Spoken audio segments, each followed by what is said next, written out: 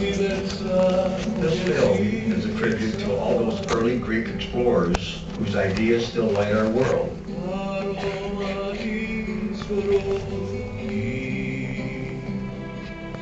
And as a Greek American, I am proud to celebrate their spirit and achievements.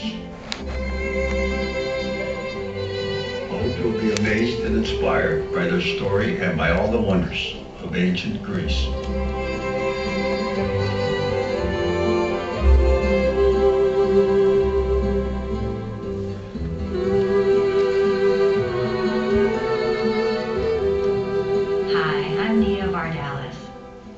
In my Big Fat Greek Wedding, I told you about Greek culture and traditions.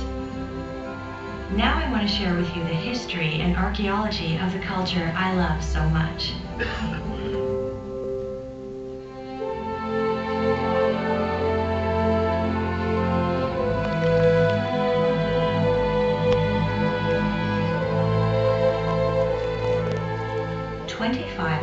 Years ago, our ancestors initiated the most radically innovative period in all of human history. They redefined art, literature, medicine, and philosophy, and created a new kind of society based on equality, a democracy.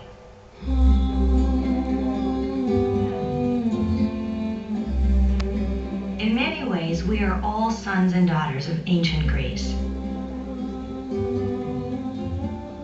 I am Greek. So are you. The Greeks were the first to celebrate the independent mind the way you do. They shaped what you think is good and true and beautiful.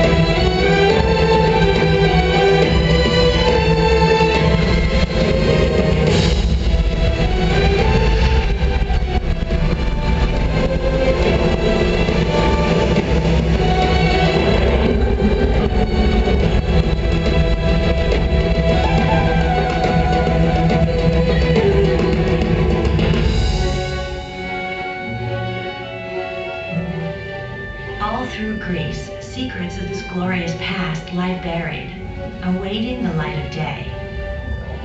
This is the quest of the archaeologist.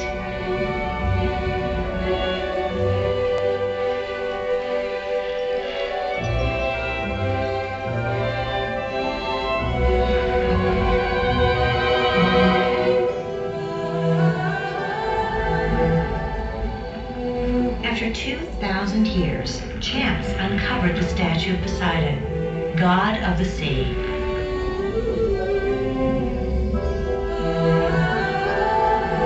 As sailors, many Greeks revered Poseidon above all other gods.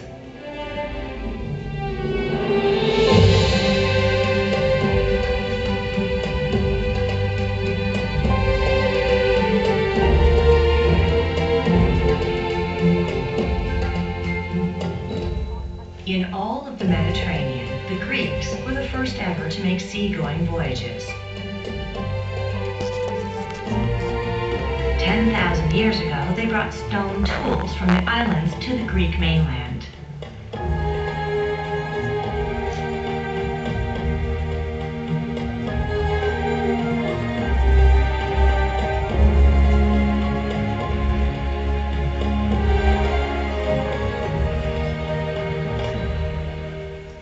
They became skilled sailors because they had to be. They lived in a land of 2,000 islands.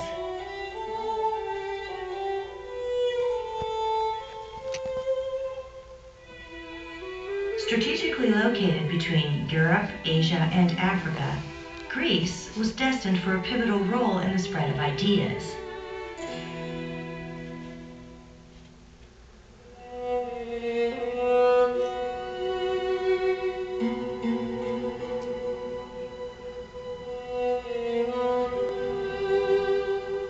Throughout Greece, magnificent stone ruins announce the legacy of a mighty civilization. But beneath the ground, there are whispers of a secret world. As an archaeologist, Christos Dumas has spent a lifetime listening for these voices of the past. My father was a farmer, too poor to own his own land. Just like these children, I grew up living and breathing the history of my country.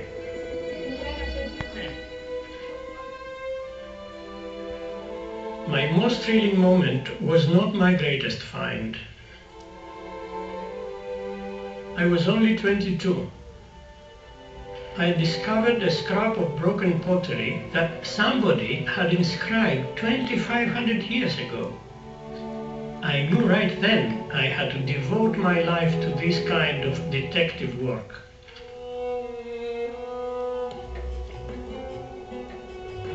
The great adventure of my life began 15 years later. On the island of Santorini, near the ancient town of Thera, my professor found traces of a Bronze Age city. But the people there left no written language we can understand. So we know only what their objects tell us.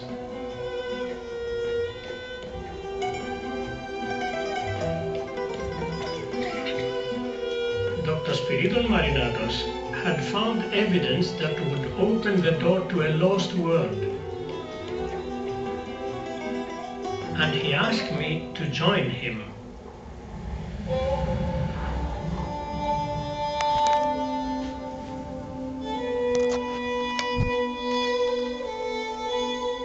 Many Bronze Age sites have been trampled by time. But not here, where the gigantic volcanic eruption which destroyed the culture also preserved it.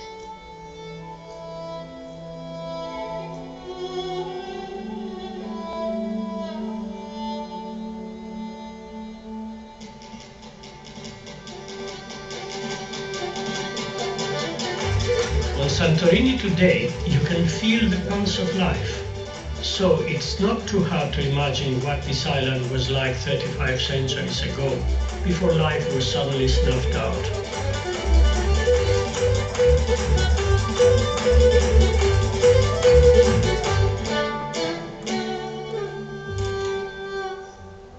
The shape of the island, surrounding a huge volcanic crater, has prompted some archaeologists to look here for the lost city of Atlantis, the fabled city Plato wrote about. Plato described Atlantis as an island city surrounded by a ring of land, much like Santorini.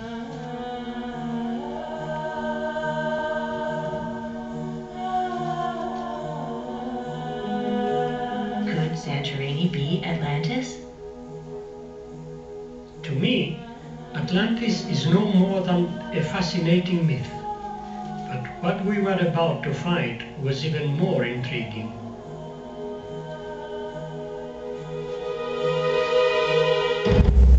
When we dug down and brushed away the ash, we found thousands of everyday items. Tools and clay pots containing remnants of barley, fish and snails. This find could transform our knowledge of Bronze Age Greece. Now I knew why Professor Marinatos was so excited. Many of the walls were painted with murals, but there was one problem.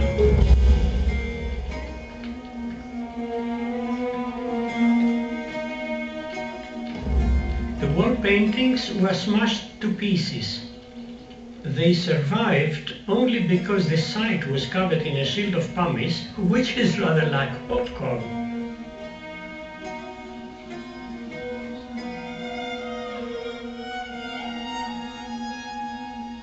Piecing the paintings together is like getting to know someone. But one day you realize this is now somebody you wonder about and care about, a new friend.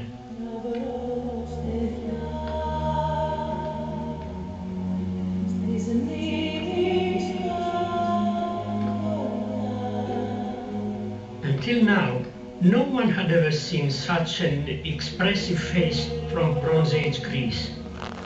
People from the past speak to us, provided we are ready to listen.